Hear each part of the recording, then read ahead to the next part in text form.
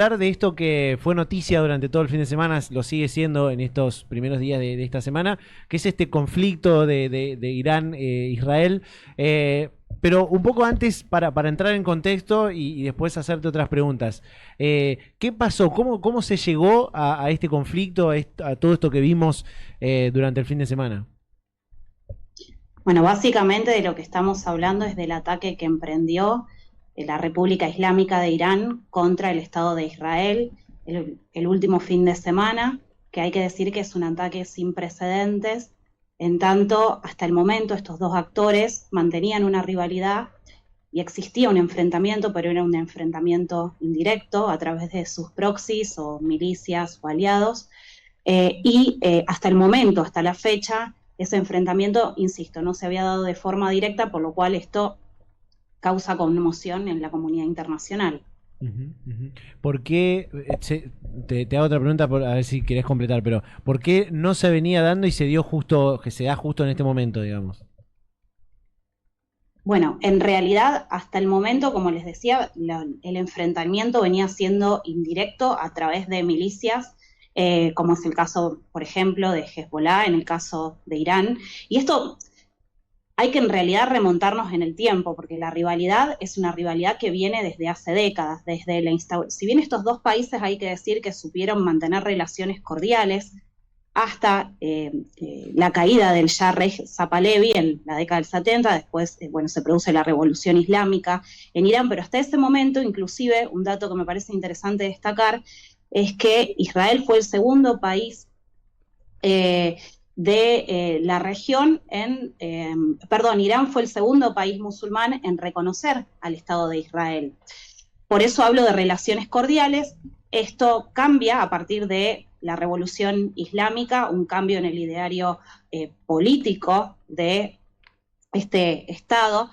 Algunos recordarán que el vínculo incluso con los Estados Unidos a partir de la revolución islámica cambia. ¿Por qué digo esto? Porque hasta el momento Irán había sido uno de los principales aliados de Estados Unidos en la región, conjuntamente con Arabia Saudita.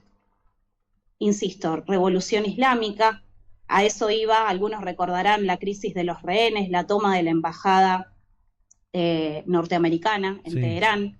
El vínculo se quiebra y esto obviamente también trae aparejadas sus consecuencias en lo referente al vínculo con Israel, en tanto Estados Unidos tiene a Israel como su principal aliado regional y obviamente también la relevancia de la alianza de Israel entre Israel y los Estados Unidos.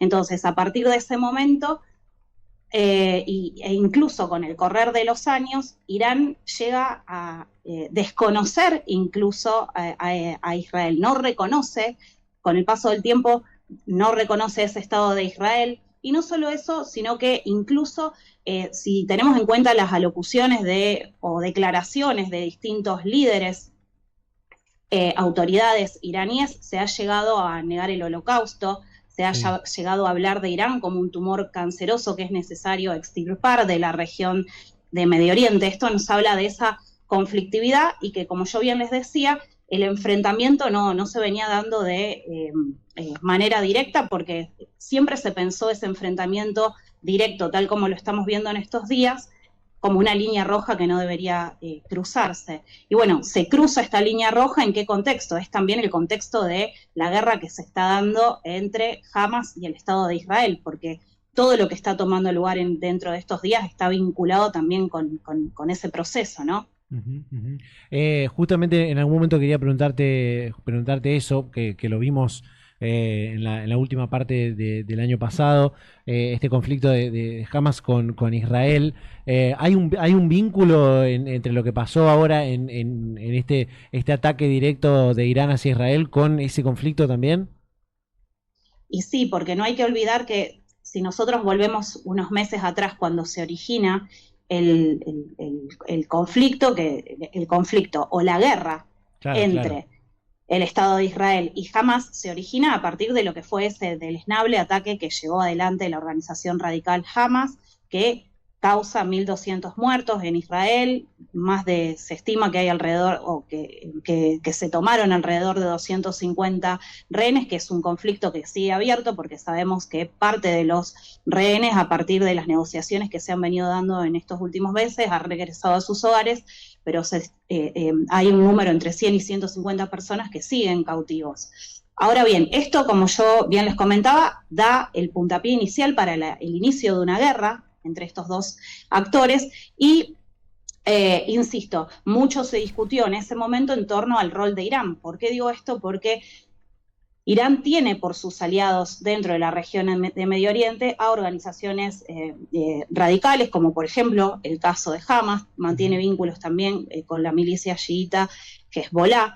Entonces, algo que se debatía era si efectivamente Irán estaba detrás de esos ataques o no, pero lo cierto es que más allá de quién haya ideado los mismos, la realidad es que hace años y años que Irán viene armando, no solo armando, sino entrenando, proveyéndole también información logística a Hamas, ¿no? Entonces el vínculo está dado en ese sentido entre estos dos actores. Perdón, Ornella, vos ahí yo soy un intruso en este programa en este momento, pero como me interesa tanto, mencionaste el término chiita, y quería que, como para que entienda la gente en general, que diferencias entre, digamos, facciones musulmanas chiitas y sunitas, en primer lugar, como para que expliques, y en segundo lugar, yo estoy muy interesado en la política interna de Israel. Vos hablabas del 7 de octubre, el ataque de Hamas, y yo quería preguntarte cómo afectó, digamos, esa intromisión en terreno israelí de Hamas supongo que mal, digamos, en la popularidad interna de Netanyahu, es un apellido que me cuesta pronunciar, ¿eh? Es difícil, sí. Y el Likud, digamos, de Netanyahu, perdón, y el Likud como partido, digamos. ¿Cómo afectó eso en la política interna y en la fragmentación interna de Israel? Bueno, en relación a la primera pregunta que me hacías, sunitas, chiitas, estas son las dos grandes corrientes al interior del Islam. A nivel global, a nivel internacional, alrededor de entre un 85 y un 90% de los musulmanes son sunitas y el grupo minoritario es chiita. Para hablarles sobre cuándo se produce la escisión entre estos dos grupos, me tengo que remontar a cuestiones religiosas, históricas. Si a ustedes les parece bien, yo no tengo ningún problema. Dale. El quiebre se da tras la muerte del profeta Mahoma. ¿Por qué? Porque a partir de allí surgen dos grupos. Unos que decían que quien sucediese al profeta debía ser una persona de su grupo cercano, alguien que conociese la suma, es decir, los dichos y los hechos del profeta.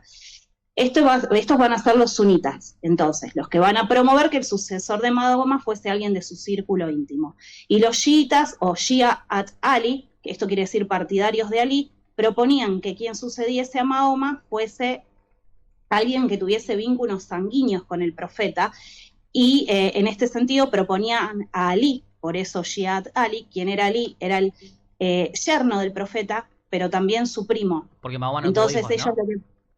Entonces ellos lo que promovían era el vínculo sanguíneo, y ahí se da el quiebre. Después, en términos de la doctrina y demás, hay diferencias entre estos grupos, por ejemplo, con respecto a la figura del imán, porque mientras para los sunitas el imán es la persona que encabeza la adoración, para los chiitas esta persona puede actuar como intermediario entre los fieles y Dios, y los sunitas a esto lo ven como una blasfemia. Bueno, por decirles algunas cuestiones generales en lo que hace a la visión y a las creencias de cada uno de estos grupos. Y después vos me decías, o sea, el gobierno de... Perdón, una pregunta entre paréntesis. Sí. Mahoma, o sea, se acude al yerno, digamos, en ese momento porque Mahoma no tuvo hijos, o no, supongo. Vos sabés que eso no recuerdo, pero estimo que no debe haber tenido descendencia. Era una pregunta del pasado, pero porque dijiste el yerno. Sí, yo sabía que venía por ahí, pero no me acordaba, pero está bien, era una pregunta nada más. No, ahora me dejaste pensando, pero sí, seguramente es así, porque si no, no tendría lógica. Claro. Además, habríamos leído en algún momento sobre los hijos de Mahoma.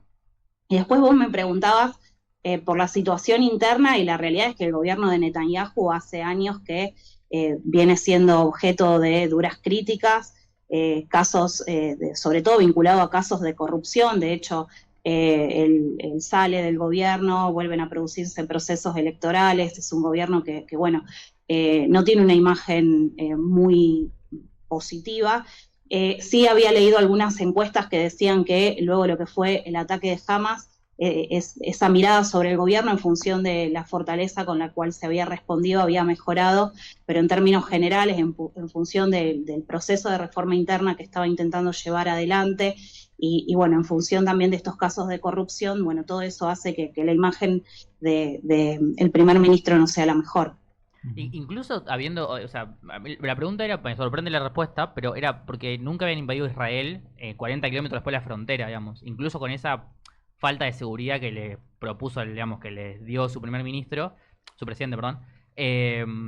Incluso así, digamos, o sea, con esta cuestión de sentir que, digamos, la seguridad interna israelí falló flagrantemente. Sí, bueno, eso también, esa fue una de las grandes críticas, que efectivamente los servicios de inteligencia a nivel nacional no pudieron dar respuesta, y no solo a nivel nacional, sino inclusive de sus aliados occidentales, porque la realidad es que se habla de un ataque, en cierta medida podemos pensarlo como sorpresivo, y sorpresivo en tanto, no sorpresivo por ser parte de un conflicto que lleva décadas y décadas de historia, pero sí sorpresivo en tanto no se esperaba o no se tenía información de inteligencia que indicase que esto podía llegar a acontecer. Uh-huh. A mí me interesa saber también cómo son ante este conflicto, esta guerra, que todavía parece un poco incipiente, pero está agravada en estos últimos días. ¿Cómo son las relaciones de las grandes potencias? Digo, ahí Estados Unidos sabemos que acompaña lo que a Israel en este caso, no solamente en términos tecnológicos y militares, sino también en logísticos. Pero, ¿quiénes acompañan en ese caso ¿hay quienes acompañan a Irán en este caso? No quiero decir están del lado de Irán porque parece como una cuestión de bandos. Pero ¿hay alguien que acompañe de los países de las primeras potencias mundiales que esté en contra de Israel?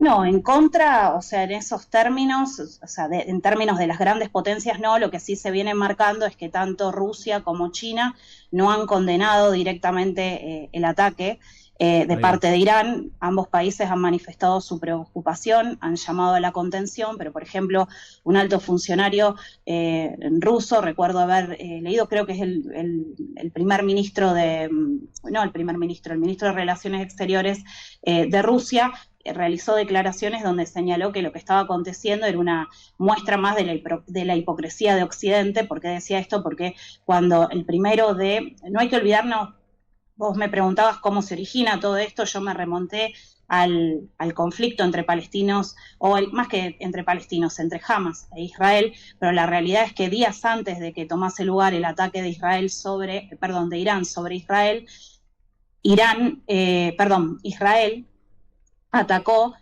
el consulado de Irán en Damasco.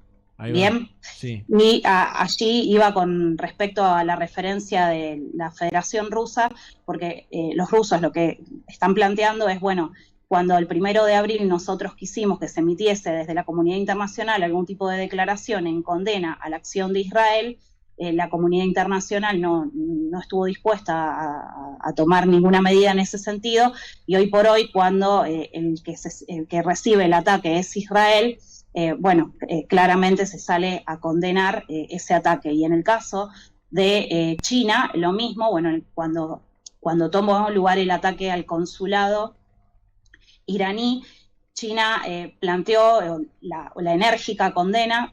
Por un lado se está condenando el ataque, y algo que hay que decir es que Israel en ningún momento lo reconoció. O sea, Israel no lo reconoce, pero tampoco lo niega. Claro. Bien. Frente a esta situación, China lo que señaló es que, condenó el ataque y planteó la necesidad de garantizar la seguridad de las sedes diplomáticas, y de respetar en definitiva la soberanía de los países atendiendo, bueno, la Convención de Viena, ¿no? Y bueno, en esta oportunidad China tampoco condena directamente, sino que simplemente llama a las partes a la contención. Entonces, un poco la mirada que se tiene o el análisis que se puede hacer es que esa postura no ha sido tan rígida y no ha sido como en condena como cuando aconteció el ataque del 1 de abril. Uh-huh. Paso a la pregunta por ahí, a la pregunta de esta charla, que es ¿cómo queda Argentina posicionada en esto, ¿no? Porque se habla de tener cuidado, hay un comité de emergencia que, bueno, no sé si todos sabemos para qué está, para qué sirve o para qué se ha creado el comité de emergencia, si tenemos que realmente tener un comité de emergencia en este caso, si podemos ser víctimas también de algún atentado, atentado, puede ser incluso no algo totalmente terrorista, puede ser, no sé, pintar una bandera en la Plaza de Mayo, ¿no? Puede ser también porque es un mensaje. Pero digo, ¿cómo queda posicionada Argentina ante este conflicto y esta posible guerra, ¿no? Inminente?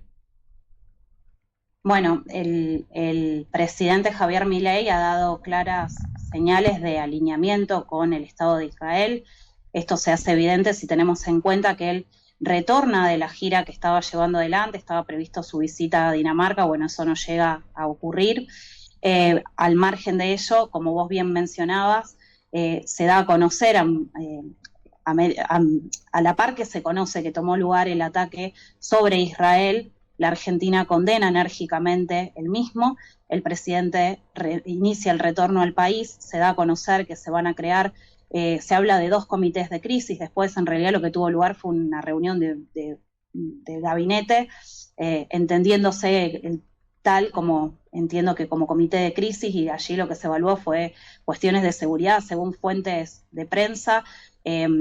Una de las cuestiones a las cuales se prestó particular atención fue la seguridad en la Triple Frontera. Sí. También el fin de semana se cerraron las sedes diplomáticas argentinas en Medio Oriente, y se elevó el nivel de alerta en distintos espacios de relevancia para la comunidad judía y en la zona de la Triple Frontera. Según los diarios de hoy y la información con la que se cuenta, las embajadas en Medio Oriente volvieron a abrir, pero con alto, o sea, allí se mantiene el alto nivel de alerta, y en nuestro país el nivel de alerta descendió a medio, en todo el territorio nacional, con excepción de el norte del país y la zona de la Triple Frontera. Pero bueno, claramente todas estas acciones lo que muestran es ese alineamiento que el presidente Javier Milei venía mencionando que estaba dispuesto a transitar con este país ya desde su campaña electoral, porque no hay que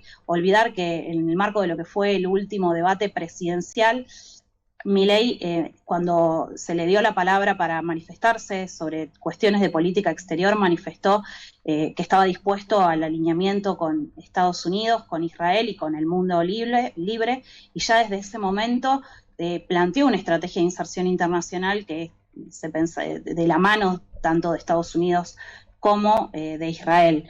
Y bueno, inclusive, si pensamos no específicamente en conflicto entre Israel e Irán, pero sí en lo que hace al conflicto palestino-israelí, que es un conflicto frente al cual históricamente la Argentina ha mantenido una política de equidistancia, lo que también se comienza a ver es ese acercamiento a Israel sobre el cual estamos haciendo o al cual estamos haciendo referencia, si tenemos en cuenta que a solo 2 días de haber asumido el gobierno, la Argentina en Naciones Unidas va a ser uno de los pocos países que se abstiene a la hora de votar una tregua en el conflicto. Y bueno, no solo ello, de eso también hay que recordar el viaje a Israel en el mes de febrero, donde se volvió a reiterar la promesa de mudar la embajada argentina desde Tel Aviv a Jerusalén, que bueno, esto también no es un dato no menor, si tenemos en cuenta que son muy pocos países de la comunidad internacional los que reconocen a Jerusalén como capital de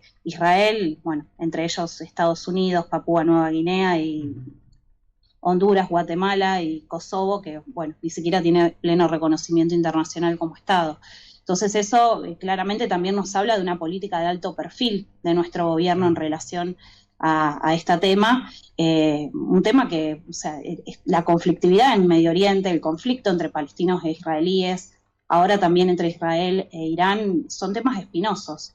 Y para nuestro país también son temas muy caros a distintos grupos que forman parte de nuestro país, porque no hay que olvidar que la Argentina, como dice un autor, no es un país con inmigrantes, sino que es un país de inmigrantes. Y en este sentido no hay que perder de vista que la Argentina posee la quinta comunidad judía, o el más importante a nivel global, la más importante de América Latina, pero también una importante comunidad árabe, teniendo en cuenta que la comunidad árabe en nuestro país es la tercera en relevancia después de la comunidad italiana y la comunidad española. Por ende, este tipo de acciones claramente suscitan, recordemos cuando se inició la guerra entre Israel y Hamas, y incluso los medios de comunicación, o sea, yo veía periodistas, miembros de las comunidades, fuerte debate, insisto, temas muy caros a los sentimientos y los intereses de ambas comunidades, ¿no? ¿Qué sentido hay en poner la embajada en Jerusalén, digamos, teniendo en cuenta que Jerusalén es todavía una ciudad en disputa, se supone, y que ni siquiera la ONU lo reconoce como capital de Israel cuando hizo la partición en un primer lugar, y creo que hasta el día de hoy no se reconoce como capital de Israel? No, eso es así. Jerusalén, cuando se procede a la partición de Palestina en 1947, lo que disponía la resolución 181/11 de Naciones Unidas era que la ciudad iba a quedar bajo un régimen internacional. Luego, en el marco de las guerras árabe-israelíes, Israel se apropia primero de la porción occidental y luego de la porción oriental de la ciudad, y en 1980 se la anexa. Y el gobierno de Donald Trump en 2017 va a ser aquel que reconozca a Jerusalén como capital de Israel y muda la embajada, y luego lo siguen Guatemala, Honduras. Bueno, como vos bien decías, la comunidad internacional no reconoce a Jerusalén como capital de Israel, sino que por el contrario, en 2017 se adoptó una resolución de la Asamblea que instaba a no tomar decisiones ni implementar acciones que pudieran suponer cualquier tipo de modificación en el estatus de la ciudad. ¿Podés recordar o sea, qué hay en Jerusalén? Digamos, porque es importantísimo, digamos, o sea, Sí, ¿qué hay? Digamos? yo les mencionaba Jerusalén como ciudad sagrada para las tres, sagrada porque es una ciudad sagrada para las tres religiones monoteístas, Claro. judíos, cristianos y musulmanes. Para los judíos, el muro de los lamentos representa los vestigios de lo que fue el antiguo muro de Jerusalén. Para los cristianos, recordemos que en Jerusalén está el cenáculo donde Jesucristo llevó adelante la última cena, la vía dolorosa que transitó para el Vía Crucis, y para entre otros tantos espacios de relevancia para la religión cristiana. Y para los musulmanes, allí se encuentra en la zona de la explanada de las mezquitas, la mezquita Al-Aqsa, que es la tercera en relevancia para los musulmanes, ¿no? Por eso hablamos de que es una ciudad sagrada que tanto palestinos como israelíes reivindican como capital de su propio Estado. Claro. Y yo dos preguntas, pero porque me gana la curiosidad, sinceramente. ¿Cuál pensás, o si vos ves que la comunidad de Israel y la comunidad judía en general, digamos, no todos los judíos apoyan a todo el accionar del Estado de Israel, supongo, o eso veo en sus opiniones de algunos, acusan algún tipo de crítica, digamos, de la acción en Gaza, de su acción en general, por ejemplo, con el grupo de los colonos, digamos, lo que vos quieras expandir porque es un tema muy largo? Sí, esto en realidad es muy particular, o sea, el año pasado entre un grupo de investigadores del cual participo, intercambiábamos información y había hasta un grupo de madres judías que tenían hijos que habían fallecido en el marco de los ataques, que instaban a la paz. Entonces, es muy difícil poder, o sea, hay distintas miradas en relación a esto, ¿no? Por supuesto, y después están los grupos que siguen a favor de una respuesta militar frente a los acontecimientos que tuvieron lugar en la zona, ¿no? ¿Y cuál vos ves, o sea, cuánta posibilidad, o sea, esa es una pregunta muy optimista, pero en este momento sobre todo, pero o sea, desde los acuerdos de Camp David, digamos, que son los últimos acuerdos así como de que se veía una salida diplomática al tema, si querés explicar cuáles fueron esos acuerdos, mucho mejor que yo, y cuál vos ves o algún tipo de chance de que haya algún tipo de salida diplomática para este conflicto o que haya algún tipo de cese de la tensión tan grande Buena En pregunta. este momento, en términos de pensar en la resolución del conflicto a nivel macro, no estoy hablando de la guerra entre Israel y Hamas, es muy poca, o sea, es prácticamente inexistente la posibilidad de que en el corto plazo, y tampoco lo veo en el mediano plazo, la posibilidad de que se avance en una solución definitiva de la disputa. Sí, no hay chance. No hay chance. Y, Ya se votó sí, lo de sí, la diplomacia. O sea, se tiraron misiles. O sea, ya No, está. fíjense, ustedes piensen en términos de los distintos actores que están actuando como mediadores en estos últimos meses, incluso países árabes, el caso, Claro. bueno, por ejemplo, de Qatar, eh, pero bueno, también el rol de grandes poderes que han intentado presionar, bueno, Egipto, por supuesto los Estados Unidos, digo, actores regionales, tanto como internacionales, que han intentado en el último tiempo lograr una nueva tregua y ni siquiera eso se ha logrado. Claro. Digo, en el marco del conflicto entre Israel y Hamas. Y bueno, sí. pensar en una resolución de la disputa bajo un gobierno del Likud, que es un gobierno de derecha, es aún más impensable, ¿no? Claro, ahí va justamente mi pregunta. Porque desde los acuerdos de Camp David, que después creo que el año 97 gana por primera vez el Likud en Israel, me parece. Si no me equivoco. Creo que gana Netanyahu en el 97, me parece, con el Sí, un Likud. poquitito antes, si no me Sí, equivoco, en 96, pero 97, fue sí. posterior a los acuerdos de Camp David, ¿no? Los acuerdos de Camp David, en realidad, Camp David es del 70, y después tenemos unos nuevos Claro. acuerdos de Camp David del 2000. Ah, entonces fue antes. Previo, los acuerdos que estuvieron, que a lo mejor vos te referís a eso, fueron los acuerdos de Oslo, que fue todo el proceso donde florecen las Claro, negociaciones, capaz me estoy confundiendo. donde se da el reconocimiento asimétrico entre la OLP Claro. y el Estado de Israel, la firma de la Declaración de Principios, que permitió la conformación de la Autoridad Nacional Palestina. Pero el Likud Pero supongo que sí, claro, sí, pero el te estás Likud, refiriendo a estos acuerdos. el Likud hace todo por romper esos acuerdos, digamos, de manera interna, digamos. Bueno, hay especialistas que los definen directamente como la llegada del Likud al poder como una declaración de guerra al proceso de paz en Claro, ese sí, momento, porque mediados de los 90. en su carta fundacional del Likud dice básicamente que Israel es toda, digamos, todo lo que hoy es Palestina. O sea, toda la parte, o sea, incluye a Palestina en la parte de Israel, en su carta fundacional.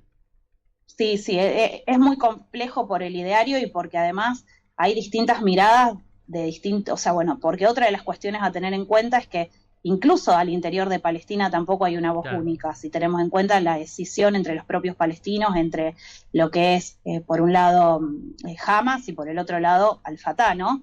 En el caso de Hamas, una organización radical islámica que apuesta a la conformación de un Estado islámico sobre la base de la Sharia en el territorio de la Palestina histórica, y como contrapartida Al-Fatah, que tiene la voz cantante está en cabeza, si se quiere, la Autoridad Nacional Palestina, que por su parte es laica. Y la escisión entre estas dos facciones, que por el otro lado una gobierna lo que es Cisjordania y la otra Gaza, claramente es otro de los obstáculos, ¿no?, al avance posible de las negociaciones. Digo, más allá de la existencia de distintas visiones con respecto a cómo debería resolverse el conflicto al interior de Israel, y que sabemos que esta posición más dura de parte del Likud, la escisión entre los propios palestinos es un claro obstáculo al avance de las negociaciones, sobre todo porque Israel se viene negando a realizar o a sentarse a negociar, porque lo que sostienen es que nadie puede garantizarle que los avances que logre con la ANP luego serán, por la ANP encabezada por Fatah, luego van a ser respetados por Hamas. Ornella, te hago la última y por supuesto muchísimas gracias por tomarte este tiempo para charlar con nosotros y esclarecer todas estas dudas y preguntas que teníamos sobre este tema. Y la última pregunta tiene que ver por ahí más del plano nacional.